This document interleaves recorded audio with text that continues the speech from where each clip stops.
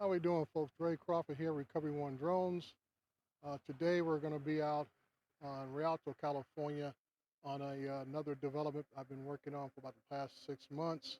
It's approximately 400 acres, and the unique things about this development, as far as mapping it, it's about how I map it. There's going to be a lot of things I'm going to talk about in this video.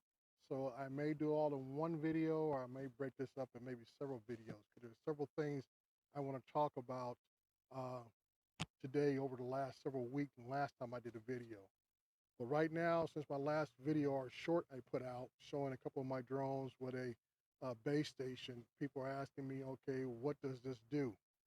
Okay, so I'm gonna go ahead and address that in the first part of this video. Then we're gonna launch the Phantom itself and start this mission and get that out of the way. Then we'll finish up with the Mavic 3 multi-spectrum at the end of the video, and we'll talk about some things there. So I always say, hey, hang on, enjoy the ride. Please subscribe if you like the content. Hit the thumbs up so we get hit more of those algorithms, uh, uh, uh, waves, so we can get this information out there more than anything else. Thank you. Hey, we're here out here in Rialto, California, and we're going to talk about this base station here. There's several videos on YouTube that you can find out a lot of the technical data on this base station.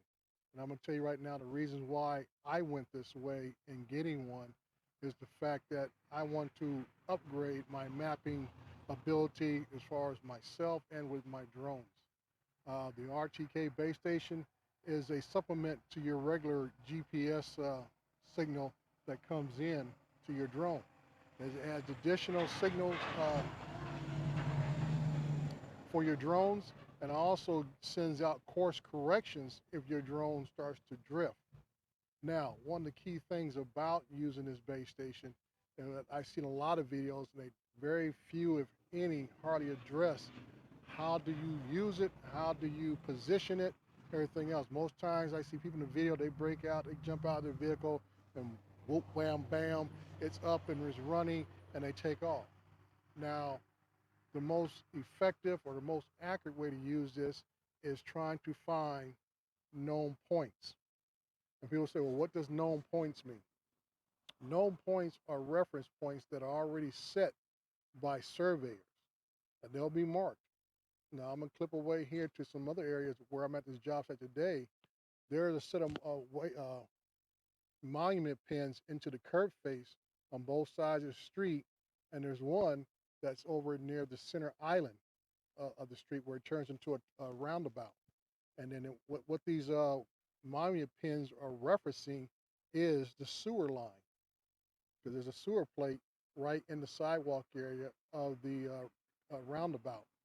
So that's why I'm saying, if you know what you're looking for, you can find these monument pins on sites, construction sites, or even like in front of my own home. I have monument pins that mark off the properties of my home. Not every home in the block has them. My house was used because I bought my house brand new from the dirt up when they were building it. My house is one of the first ones they built on the block. So they used my house as a reference point for the rest of the survey markings for the rest of the block. So you'll find these throughout the site. And then when you have a site that's just barely beginning, this is why my experience in construction has helped me to be able to read the laugh sticks that you see out there in sites. And you see the little colorful ribbons tied to the sticks. You'll see them out there tied in red, blue, white, most of the most predominant colors they use out there. Be able to read those will also tell you where there are known points on the site before they get to this level. One of the tricks I've learned over the years, that if you ever been on a brand new construction site and you always ask yourself, why did they build a storm drain catch basin before anything else? Because it has to be marked out. That storm drain catch basin is used as a survey point, a known point on a construction site. So it would be on a commercial job, residential job, or just a regular street job.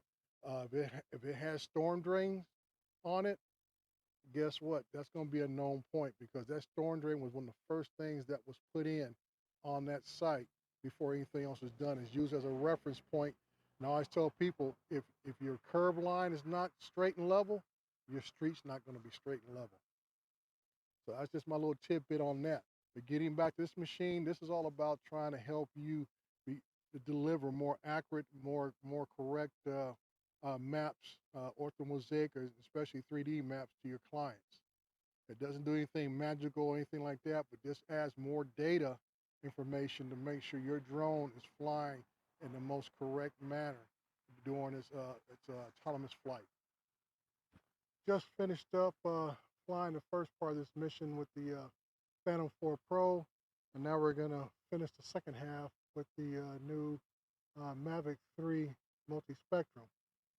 Now, I talked about this a little bit in my last video, so I'm not going to go over the same things again, but I'm going to cover some things that I did mention that I was concerned about in the last video. And the first thing I wanted to talk about was the RC Pro controller. Okay. Like I said before, I was a little disappointed that the drone deploy didn't come pre-installed on it.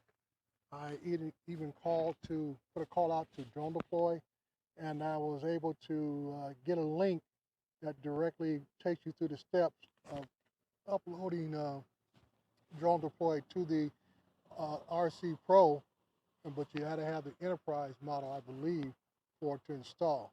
I know drone deploy will not install on the original smart controller, but RC Pro, I believe it has to be the enterprise version of it that it will upload to, and it's about side loading Apple Store, and then you type in drone deploy, and voila, it's there. Because I know I looked at Apple Store after the fact that I got it installed on this controller. Can't find drone deploy anywhere, but it's there when I want to put it on this controller for some reason. Don't know why. Turn this on. I'm gonna go ahead and do a screen recording also as I'm talking about this. Having drone deploy on this controller makes my transition so much easier.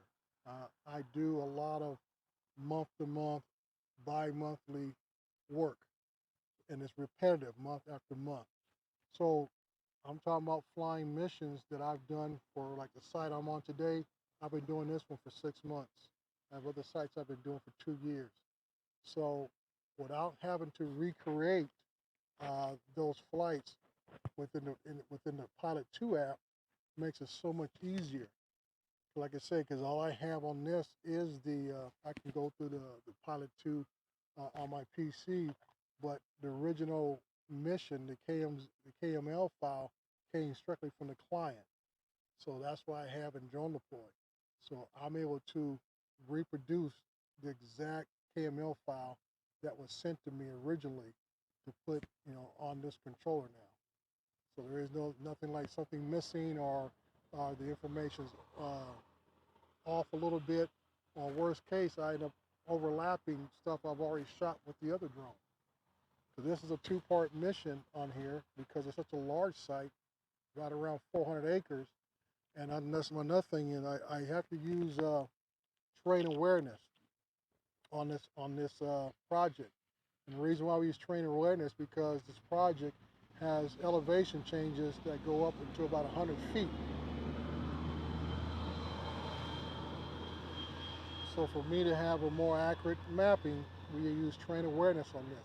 Now the one thing about terrain awareness, I know in drone deploy, and I think it's about the same in most other apps, that is limited to 200 acres. So if you're flying over 200 acres, you're not going to be able to use terrain awareness. You'll have to break it up into just under 200 acres and then fly the rest of the project, whatever's left over, in another segment mission, finish it off using terrain awareness. So that's where we're at today. Another thing is too, if you're using this, you have to make sure that you're completely out of the Pilot 2 app, or you'll get sporadic disconnection with the drone because the Pilot 2 app is interfering with the drone deploy app. That's a little tip that I learned hooking this all together. Well, folks, these are my final thoughts on today's activities using the Mavic 3 Enterprise drone, the multi-spectrum. The pros: excellent battery, efficient battery, What normally would take me 4 batteries with the Phantom 4 Pro only took me 2 batteries, and I brought the second battery back at 40%. So I still had another good 10% because I bring my batteries back at 30%, no matter which drone I use. So I was very impressed with the battery. One thing I found out again, and it could be because the RC Pro is Android based, that it was unable to complete the panorama 360 I needed, that I normally do. So I had to refer back to my Mavic 2 Pro using an iOS pad that I use with my Phantom to do it. So it could be the Android base. I know in the past, if you use an Android based drone deploy app, it wouldn't do panoramas. Uh, Somebody tried to tell me a couple months back that that's been corrected, but evidently I don't know. Or maybe the drone itself, which I would not make much sense that the drone itself could not do panoramas. So that's something I need to look into overall. But I can't say that I'm disappointed. I think this was a overall good move for upgrading my equipment, including remote ID that will be taking effect in about a month time. Can't complain. I'm fairly happy the results. As always, hang on, enjoy the ride, and please subscribe. See you guys later. Bye. Love me, hug me, hold me, see me, grow me, I see